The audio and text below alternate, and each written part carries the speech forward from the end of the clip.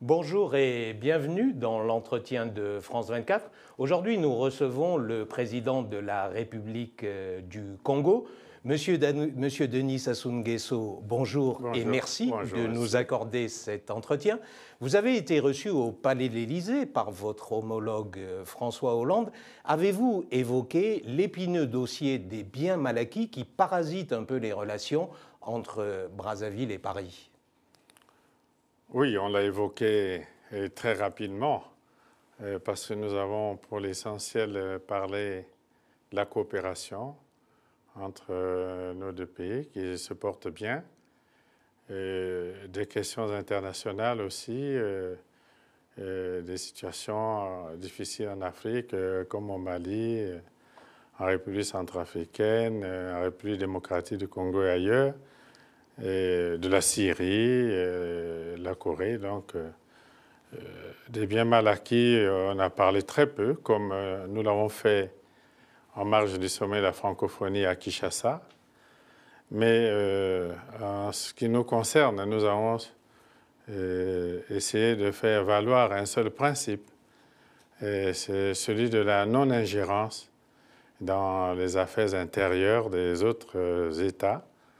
C'est un principe auquel nous avons tous adhéré à travers des conventions internationales, et ceci pour retirer à la justice française le droit de juger des délits. Si il y a des délits qui se seraient produits au Congo. Est-ce que vous vous estimez harcelé par les deux juges qui sont en charge de cette affaire ? Est-ce que vous parleriez de harcèlement ? Bon, de harcèlement, de manipulation, de traitement injuste, ce n'est pas seulement par les deux juges, puisque nous sommes en face des médias.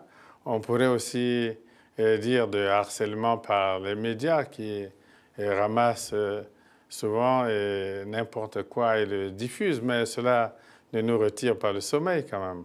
Alors vous parlez de non-ingérence, donc est-ce que ça veut dire que pour vous, le travail des juges, c'est de l'ingérence dans les affaires intérieures du Congo ? Oui, et manifestement. C'est comme si les magistrats congolais venaient se saisir d'une affaire. D'abord, il faut établir l'affaire, mais dire d'avance qu'il s'agit des biens mal acquis et sans le prouver est déjà une manière assez curieuse de traiter des dossiers.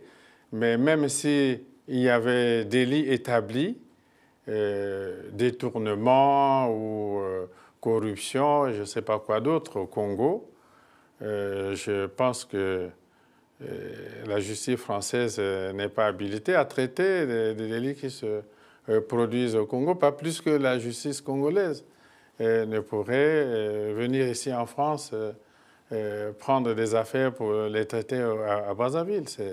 C'est le principe de non-ingérence et il est clairement établi comme ça. Et François Hollande vous a entendu quand vous lui avez parlé de ce principe de non-ingérence ? Ah ben, je parlais à une personnalité qui était attentive. Nous avons eu une discussion sérieuse, donc je crois que nous avons suivi les uns les autres ce que nous sommes dit, parce que c'était un entretien sérieux. Vous avez la conscience tranquille ? Tout à fait, tout à fait, tout à fait. Monsieur le président chinois a effectué il y a quelques jours une visite remarquée à Brazzaville. Est-ce le signe que la relation Paris-Brazzaville, les relations très fortes qu'il y avait entre les deux pays, ne sont plus tout à fait les mêmes aujourd'hui ? Elles sont les mêmes, nous venons de le constater. Et je vous l'ai dit, j'ai eu un entretien avec le président de la République tout à l'heure, le président de l'Assemblée et le ministre des Affaires étrangères.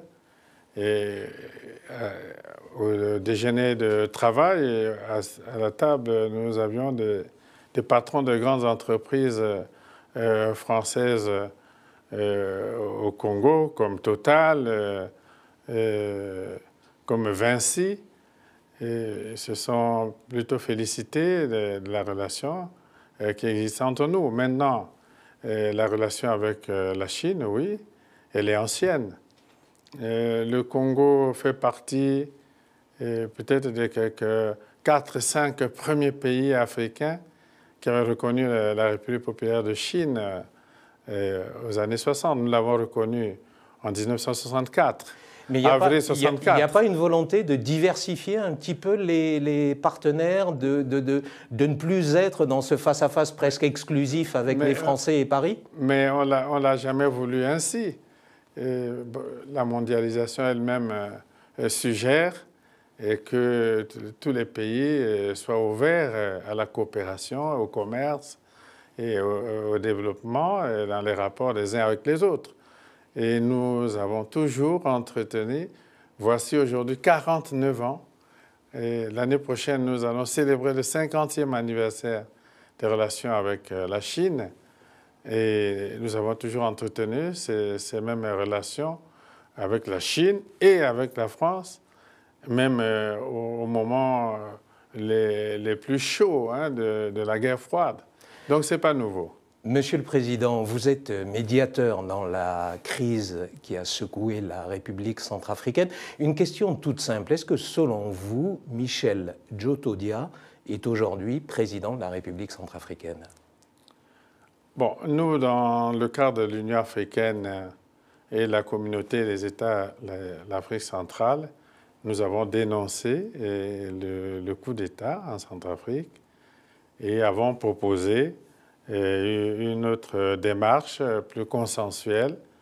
C'est ce qui a été proposé aux responsables de Séléka il y a quelques jours, qui tend à faire qu'en Centrafrique, il y ait le forum des forces vives de la nation, politique, la société civile et même de la diaspora, qui mettent en place une espèce de parlement de transition et qui pourrait élire le président.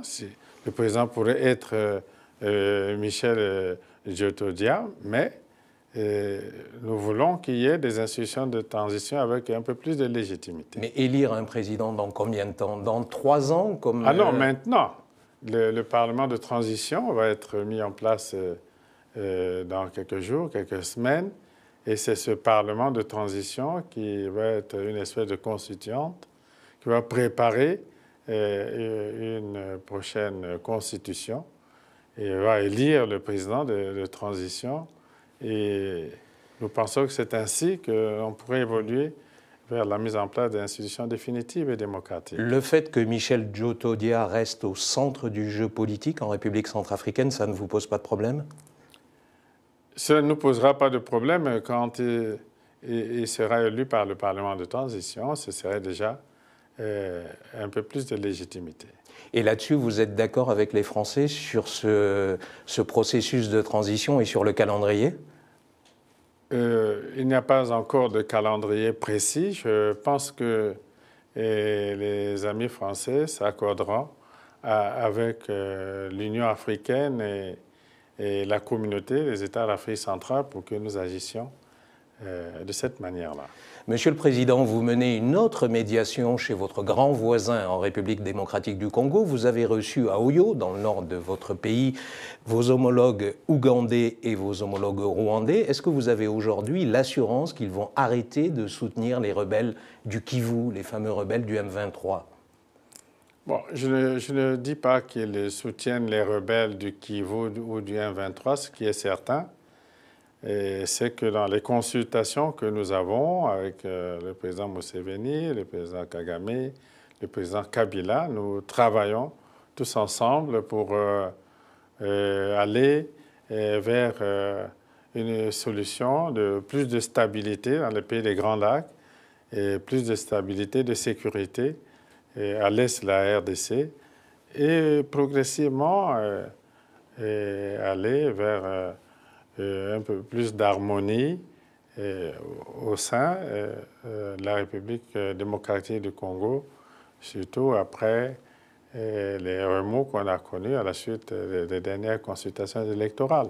Mais nous agissons de bonne foi dans ce sens-là. Monsieur le Président, parlons un petit peu de votre pays. Il y aura des élections présidentielles en 2016 au Congo. Question, serez-vous candidat pour un troisième mandat? Bon, cette question n'est pas à l'ordre du jour. Cette question aujourd'hui n'est pas à l'ordre du jour. Et vos opposants vous accusent de chercher à être candidat. Ah oui, que leur répondez-vous? C'est tout ce qu'ils ont à faire.